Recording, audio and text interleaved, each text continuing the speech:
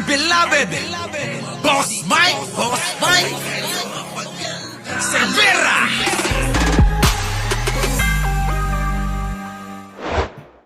Ito palang INC dyan. Oh, ayan na mga kababayan. Nabanggit kagad yung INC eh. Oh, ito na. Bago ako umalis, ito pala. Ito palang INC, January 13 natin, mga kababayan. Nakita nyo mga kababayan ha. Ito palang INC natin. Ano ba talaga? Ano ba talaga? Sino ba pwedeng makausap dyan na tunay na iglesia? Eh kasi inaangkin nila eh. Oh, eto na. Ulitin ko lang ha. Inaangkin eh. Bago ako umalis, ito pala. Ito palang INC, January 13 natin, mga kababayan. No, natin mga kababayan. Kanila pala yan. So, mga kababayan, yung naratibo nila, yung rally ng kapatiran ng Iglesia ni Cristo ay damay sila. Helen Bisidas, ako Boss Mike, ay, naku, Helen Bisidas, oh, inaari ni Maharlika. Eh, paano na ito? Ha? Helen Bisidas, kakampi mo ba to? Kakampi mo ba to? Ito. Na dapat to nasusunog doon sa California eh. Ha? Kanila yung rally. Oo, guess lang na ayop ka, Argo ah. Oy, tumigil ka dyan. Marami kang makakaaway. Ah, tingnan nyo ba? Ha? Eh, kanya daw eh. Natin sabi eh. Oy, hindi lang naman siya yung nangaangkin. Ay bakit, kanyo? Eh di ba yung mga DDS, vlogger, lagi nilang binabanggit, yari na. Natatakot na. Natatakot na si Bangag, ganun eh. Di ba? Natatakot na si Bongbong Marcos. Natatakot na si Tambaluslos. Yung mga banat nila eh, di ba? Wala naman silang masabi na iba. Kundi Tambaluslos, Bangag. Wala na. Paulit-ulit lang. Ano? Ha? Tinatanim sa mga utak ng mga bobo eh. Yung ganong mga pananaw, yung mga ganong pananalita, yung mga ganong katawagan, pinapalayawan nila ng ganyan. Nako, mga kababayan. So sabi ko nga sa inyo lagi, tandaan nyo to. Itong mga ito, nuknukan ng sinungaling.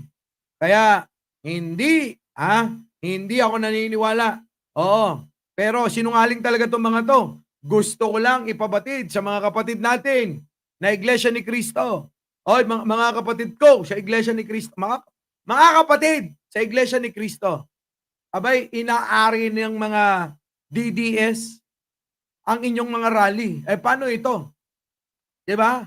Abay, dapat magsalita ho kayo. Oo. Kasi tuloy-tuloy sila mga kababayan eh. Diba? Ulit. Ito na. Bago ako umalis, ito pala. Ito palang INC, January 13 natin, mga kababayan. Nari ito pa lang January 13 natin mga kababayan. So yung January 13 kanila talaga yan. Opo, mamaya papakita ko rin si Banat Pay eh. Abay mukhang inaari din eh. Hindi lang ho yan ang nangaari. Na kanila yung January 13, ilang araw na lang. O 2 araw na lang. Bukas 12 na. Sa Monday at 13 na. Ayun na, isasagawa na yung kanilang pagtitipon. At nakaabang ang lahat dyan. Eh bakit kanyo, mga kababayan?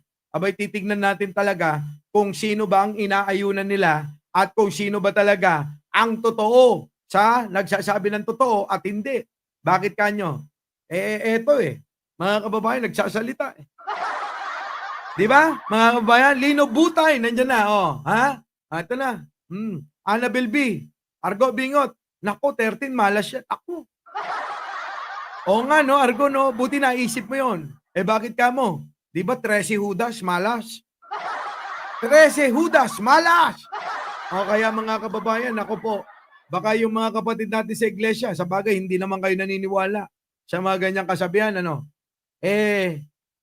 pagka lang nakita natin, puro DDS yun nandun. Malamang mga kababayan, mamalasing kayo. Ito na. Mga kababayan, paano pa? Ano naman yung pinagdadaldal mo? todo itong impeachment. Kaya nga nagkaroon ng 3, may pang-4 pa nga daw. Pero bigla naman atang pumreno. Dahil alam po natin, nagsalita ho ang isa sa pinakamalaking organisasyon o relihiyon sa Pilipinas na nagsasabing magkakaroon ng isa ng malupit na rally sa January 13 o sa Monday. Ika nga, sabi. Tapos, nung una pa nga sa liwasan yan Abay, parang tila natakot. Bakit? Kita nyo mga kababayan, bakit to binabanggit nila na natatakot ang administrasyon ni Marcos? So inaari talaga nila mga kababayan. Nakakatakot ba yung gagawing pagtitipon ng kapatiran ng Iglesia ni Cristo, Munting Tinig? Hindi ko magets. So, dahil ba hindi nyo kaya na magpababa ng presidente, ine-expect nyo ba? O alam nyo ba na gagawin nyo? O may gagawin ang kapatiran ng Iglesia ni Cristo? Ganun ba yon mga kababayan? Kasi mga kababayan, parang sinasabi niya natatakot ang administrasyon, natatakot si speaker, anak ng pating mga kababayan, Ha? Ay, maliwanag, bakit kailangan matakot ng admin? Kung ang panawagan ng Iglesia ni Cristo sa Monday, panawagan ng pagkakaisa, kapayapaan. Di po ba? So, hindi pala ito. Banat bay? Mali ba ang Iglesia ni Cristo? So, hindi pala para sa kapayapaan ang gagawin nilang pagtitipon-tipon? Kung hindi, pagpapababa kay Pangulong Bongbong? Ganun ba yon mga kababayan? I-analyze nyo maigi. Di po ba mga kababayan? Yun po yung sinabi. Tingnan nyo. o relihiyon sa Pilipinas na nagsalita ho ang isa sa pinakamalaking organisasyon o relihiyon sa Pilipinas na nagsasabing magkakaroon ng isa ng malupit na rally sa January 13 o sa Monday. Ika nga, sabi. Tapos, nung una pa nga sa liwasan yan Abay, parang tila natakot. Bakit? Inilipat daw Pinalipat sa Luneta o sa Grandstand. Bakit kanyo? Dahil nga, yung liwasan, alam naman po natin, pag napuno na ho yan, nako, malapit-lapit na ho yan sa Malacanang. Kita nyo mga kababayan, meron ba silang plano? Meron ba silang gagawing hindi maganda? Akala ko ba para sa kapayapaan ang gagawin ninyo? Para sa kanila mga kababayan magdudulot kayo ng kaguluhan Aba, mga kababayan, hindi uubra yan. Hindi mangyayari. Kung ang inyong gagawin lang, mga kababayan, diyan, mawalang galang po sa mga kapatid nating nandito. Kung ganito ang pinapalamon o nakukuha nilang impormasyon, alam nyo mga kababayan, hindi magsasalita yan nang walang nakukuhang mga impormasyon. Tandaan nyo yan. Kung gano'n ang mangyayari mga kababayan, teka muna. Di ba? Hindi ho kapayapaan ang inyong panawagan. Ito ho ay sigurado ako magdudulot ng matinding kaguluhan. Bakit kanyo? Pagkakabahabahagi ang idudulot. Bakit? Abay, napakarami na hong mga tao na naniniwala at nakita na ang totoo na ang mga Duterte, si Sara Duterte, ay ba'y napakaraming ginawang kasalanan. Saan? Sa kanyang panunungkulan. Saan? Sa DepEd. Saan pa? Sa Office of the Vice President. Tama ba? Tama ba? Yun yung sinasabi ko sa inyo. Di ba mga kababayan? So kung ito yung kanilang pananaw, ano ba talaga ang plano? So magkakaalaman. Siyempre, sasabihin ng iba dyan, hintayin natin kung ano mangyayari. Mangyayari saan? Sa gagawin nilang pagtitipon. Di po ba? Yan ho mga kababayan, ang lumalabas sa mga bunganga at mga pinopost ng mga DDS. Kahit pa, sinabi na ng pamunuan, sa ngalan ng dalawang anchor sa Net25, mga kababayan, na sila ay ang panawagan nila ay pagkakaisa. Hindi po ito, hindi po ito para sa pagpapababa o meron kaming itataas o meron kaming kakampihan. Ayun na po yan. Saan? Sa mga kapatid natin sa iglesia. Pero bakit ang tanong ko? Bakit ganito ang pagsasalita ng mga DDS? Na para bang mga kababayan ay alam na alam nila na mayroong mangyayari na hindi maganda sa darating na Lunes, ika-13 ng Enero, taong kasalukuyan. Ano po mga kababayan? Ano po masasabi nyo rito? Ano pa? Ulitin ko lang. Nagkaroon ng 3, may pang-4 pa nga daw. Pero bigla naman atang pumreno. Dahil alam po natin, nagsalita ho ang isa sa pinakamalaking organisasyon o relihiyon sa Pilipinas na nagsasabing magkakaroon ng isa ng malupit na rally sa January 13 o sa Monday, ika nga, sabi. Tapos, nung una pa nga sa liwasan yan Abay, parang tila natakot. Bakit? Inilipat daw Pinalipat sa Luneta o sa Grandstand. Bakit kanyo? Dahil nga, yung liwasan, alam naman po natin, pag napuno na ho yan. Nako, malapit-lapit na ho yan sa Malacanang. Tila natakot at pinalipat na lang daw sa pinalipat na lang. Ewan ko kung sino nagpalipat pero pinalipat daw sa sa grandstand para medyo malayo-layo ng konti. No, kita nyo mga kababayan? Maliwanag ho sa sinasabi ni Banat Bay. Kailangan ba ninyong takutin yung admin? Mga kababayan? Sa tingin ninyo, matatakot ang admin? Sa tingin ninyo, kailangan matakot ng admin sa kapatiran ng Iglesia ni Cristo? Mga kababayan, eto yan. Talagang gustong pag-awayin ng mga DDS ang kapatid nating Iglesia ni Cristo at ng ating gobyerno. Yan po Sa totoo lang yan po yung nakikita ko. Gusto nilang pag-awayin at painitin, mag-gaslight. Saan? Sa Iglesia ni Cristo at sa admin. Kita nyo? Ugali at laging ganyan ang naratibo ng mga DDS, mga kababayan. Diba, mga kababayan? Tama? Kaya nga mga kababayan sa susunod, ayan na. Di ba? Sa susunod doon na papanoorin ninyo to. Ang gulo mo rin, konsepto Mike. At lalong ang gulo mo dahil pinaniniwalaan. Hindi ko pinapaniwalaan. Opo Joy Dison, hindi Ang sinasabi ko, ito yung opinion ko. Kung opinion ko maaaring ito yung opinion nila na gusto nilang pag-away-awayin. Ang alin? Ang admin at ang kapatiran ng Iglesia ni Cristo. Manonood ho kayo ng buo bago kayo mag-comment. Baka maligaw ho kayo, Ulitin ko para sa kaliwanagan ninyo. Di ba, Jojo Chavez? Ulitin ko para sa kaliwanagan ninyo. Para maintindihan nyo maigi. Ay, mga kababayan, sabi ko nga pag ako'y nag-i-explika, napakababaw Bakit ginagawa ko yung ganong kababaw?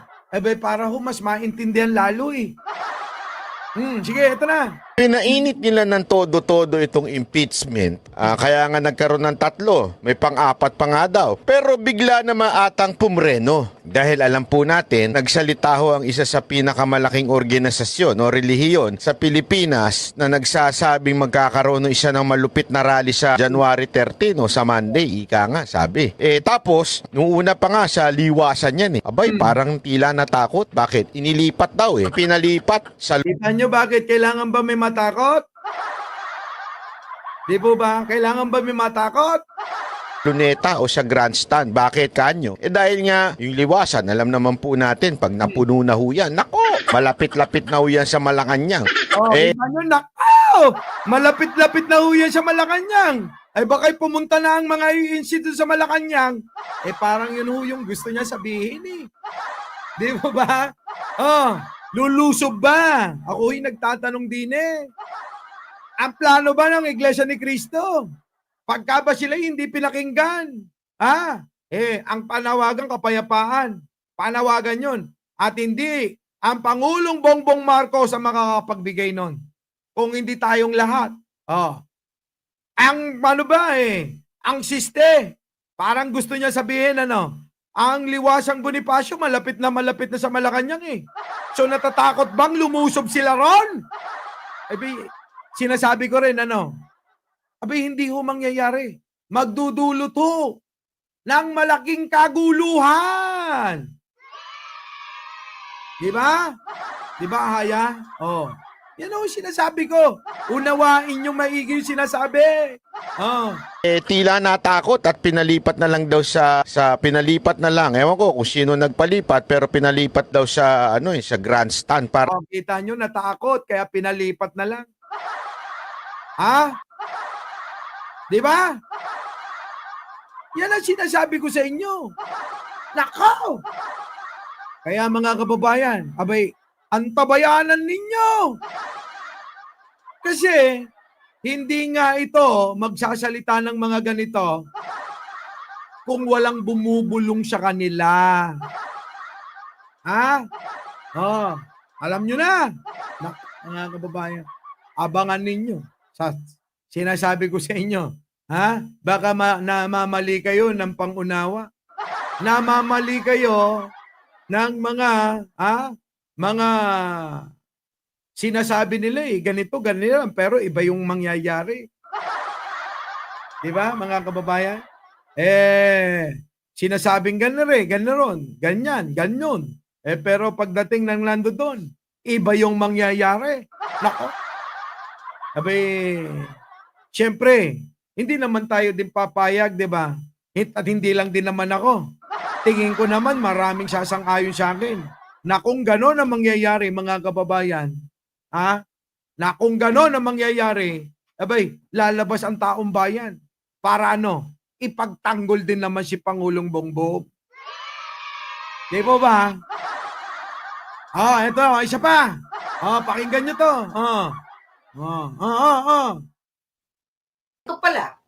Ito palang INC, January 13 natin, mga kababayan, ay nilalanse. Gusto daw. Narinig nyo ba yung sinabi?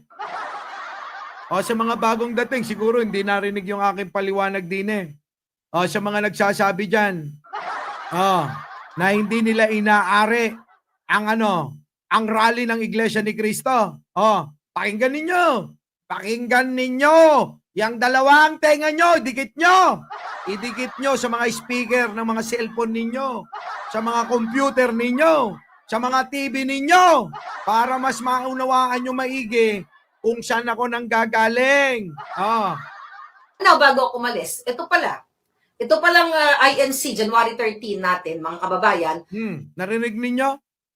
Ito palang ating, natin. Itong January natin. Natin. Paulit-ulit.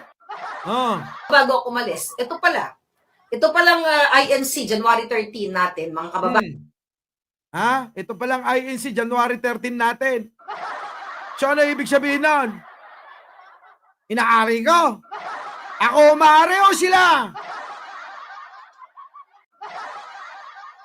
Yan inaari nga nila Di ba? Hindi ako naliligalig, Arthur. Ipinapaliwanag ko sa inyo kung ano yung naratibo nila tungkol sa rally na yan. Alam mo, kahit mag-rally pa, sama-sama, hindi magwawagi para mapabagsak si Pangulo. Bagkos, ako, ano ba talaga? Ginagamit kayo ng mga DDS? O nagpapagamit kayo sa mga DDS? Yun lang naman yan Kung, mga kababayan, totoo yung mga sinasabi nila. Tama, mali? Di ba? Tuloy. Ulitin natin para marinig nila. Bago ako umalis, ito palang INC, January 13 natin, mga kababayan, ay nilalansi. Gusto daw lansihin ni Bangag at ni Satanas at gusto nila si Marcos Jr. ay pumunta doon sa stage. O, kita nyo mga kababayan? Ulitin ko ulit. Ulitin ko ha. Binabaliktad na naman nila yung sitwasyon. Bakit, mga kababayan? Nanilalansi naman ngayon ni Pangulong Bongbong Marcos. Ang alin? Ang ISC. Akala ko ba inyo? Bakit ngayon kailangan lansiin pa ni Pangulo? Ha? Di ba? At nagpapaimbita sila sa INC. Kita mo, nagpapaimbita daw si Pangulo. Akala ko ba'y welcome ang lahat? Akala ko ba'y welcome kahit sino? Bakit nagngangaw-ngaw ito? Kung sakali na imbitahin si Pangulo doon, anong problema? Meron ba? Meron bang problema? Hindi po ba't ang inyong panawagan para sa pangkalahatan? Bakit problema sa kanila? Di ba? Bakit problema? Ngayon, naintindihan ko ang INC na ang kanilang layunin ay para pag-unite ang bayan. Pero sir, mga mga father, di ba, mga kapatid, hindi na po mangyayari yan. Kita nyo? Nakita nyo na naratibo? Hindi na daw mangyayari na magkaisa. Bakit? Kasi gusto nila talaga na magulo tayo.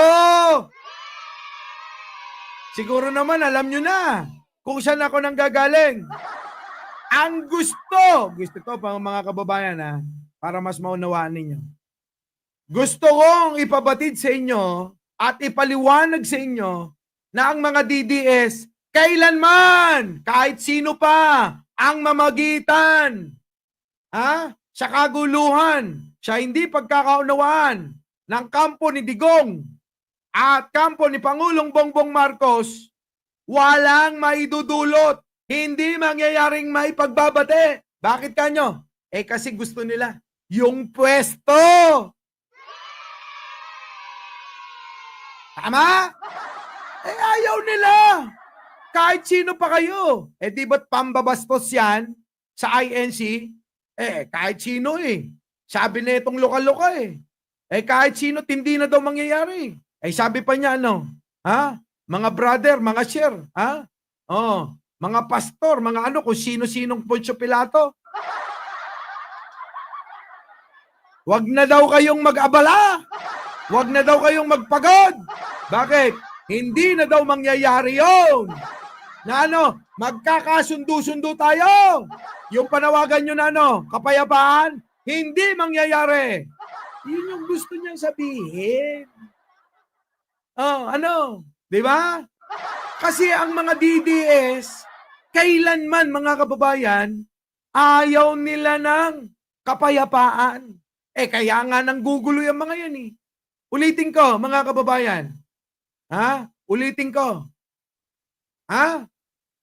Kaya nga yung mga yan, sila yung mga nangunguna ng tira kay Pangulong Bongbong Marcos. Tapos gusto nyo pahintuin.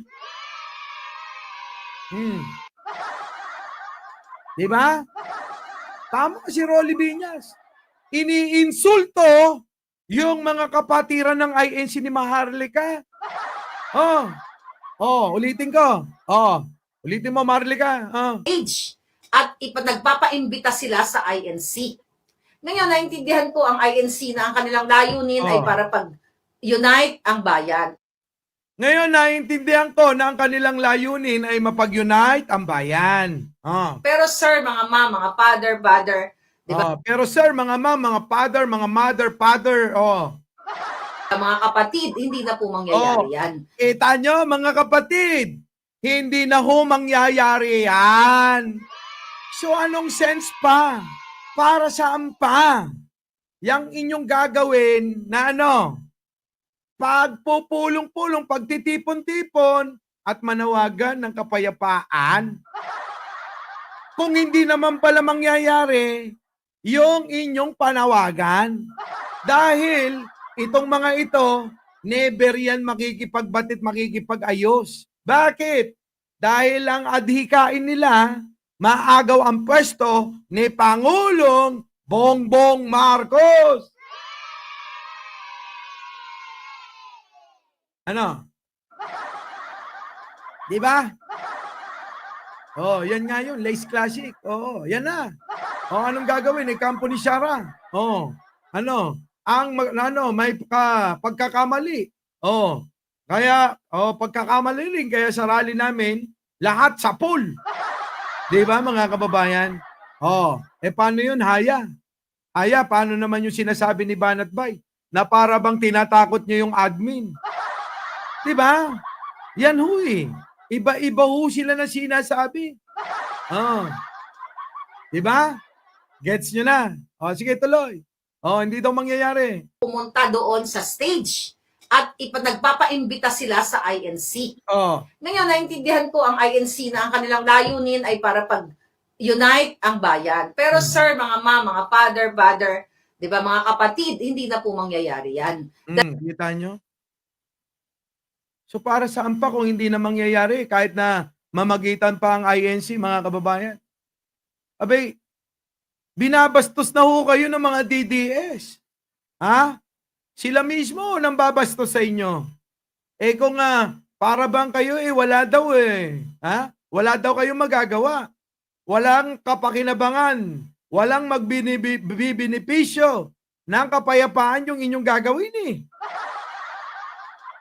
Ha? Di ba, Argo? Tama po, pinopolitika yung rally namin. Yan na nga. Ay, sino ba? Sino ba ang maiingay sa rally ninyo? Ha? Di ba yung mga DDS, umpisa pa lang ng inyong pagpapahayag ginamit na nila agad Abay, inaangkin na nila Di ba, Argo? Umpisa pa lang, inaangkin na ng mga DDS yan di ba? Aminin ninyo. Umpisa pa lang napahayag, ano nangyari? Abay, inaangkin na nila. Our beloved Boss Mike,